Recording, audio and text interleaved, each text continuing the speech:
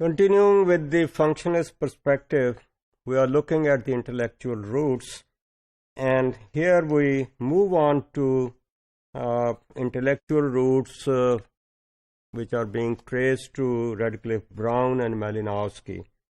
And these two anthropologists adopted Durkheim's approach to the analysis of societies.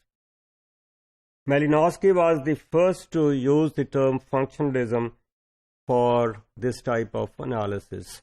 This is more like an analysis at the micro level. So there is a link between Malinowski's works and modern functionalism in sociology. And the link is like this, that Talcott Parsons happened to be a student of Malinowski.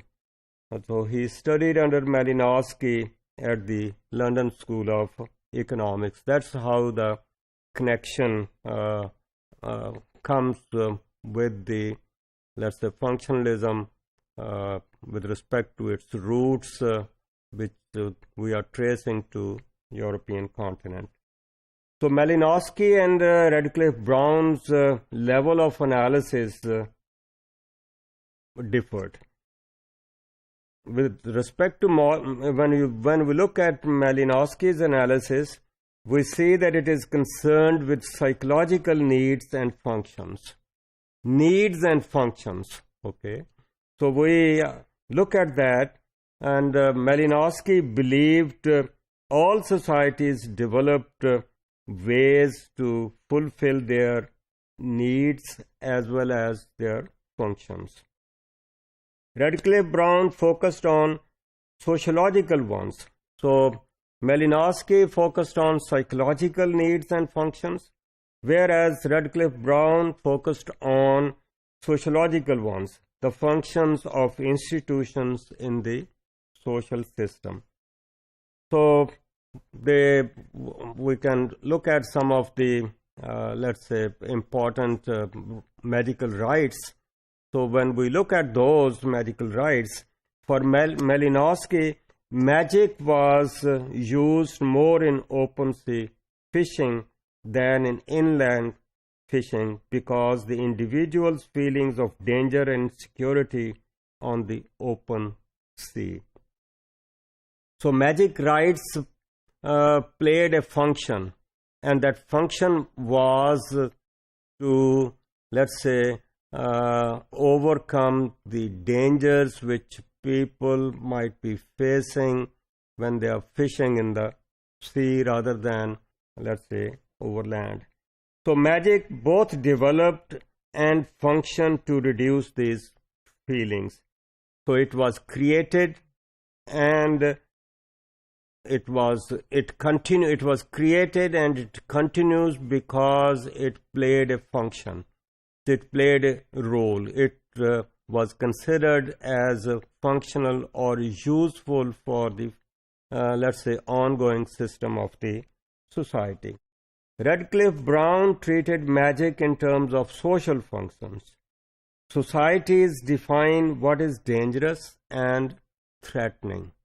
Well, on the sea, perhaps there is no society, people are fishing, so they might be looking into from the angle of the psychology or psychological perspective.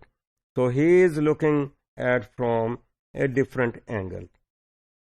So societies define what is dangerous and what is threatening, and then how to, let's say, manage that danger, how to overcome that danger, how to overcome that threatening kind of situation.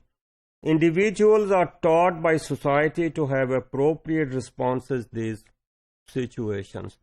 So what magical rights, वो जादू के कौन से कर्तव्य हों किए जाएंगे which might help in overcoming those dangerous situations. So magical rights exist to maintain an order in the society, smooth functioning in the society, to reduce the danger, to let's say, overcome the threatening situations. And what is a threatening situation? This is again defined by the society. So for maintaining an orderly society, these magical rights function, which is at the society's level as well as at the society level or the institutional level or the system level. These may not work at the individual level. So the individual, being part of the society, is likely to, let's say, operate on those magical rights to be integrated in the society. So when Parsons developed his functionalist framework, he borrowed more heavily from Radcliffe-Brown. So Radcliffe-Brown emphasized social needs and social relationships more than Malinowski, because his emphasis was a little different. So we see that although modern functionalism has roots in the works of Comte, Spencer, and Pareto, and is also indebted to Malinowski and Radcliffe-Brown, but then Malinowski and Radcliffe-Brown were influenced by Durkheim, and in a way we could say that Parson is indebted to, let's say, Durkheim, or Parsons was influenced by the approaches followed by Durkheim. So that is how the functionalist perspective has roots way in the, let's say, these big, let's say, names in sociology.